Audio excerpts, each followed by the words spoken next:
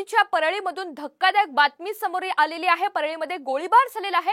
मरळवाडी गावचे सरपंच बापू आंधळे यांची गोळ्या घालून हत्या करण्यात आली आहे। तर ज्ञानबा गित्ते गंभीर जखमी झालेले आहेत। या प्रकरणी शरद पवार यांचे राष्ट्रवादीचे कार्यकर्ते बबन गित्ते यांच्यासह 5 जणांविरोधात गुन्हा दाखल करण्यात आला आहे। बँक कॉलनी परिसरात झालेल्या गोळीबाराच्या या घटनेने परिसरात एकच खळबळ उडाली आहे। गोळीबारानंतर पोलीस अधीक्षक नंदकुमार ठाकूर परळीमध्ये ठाण मांडून बसलेत।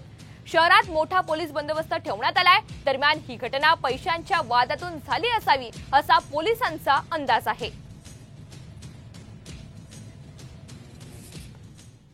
बँक कॉलनी परिसरामध्ये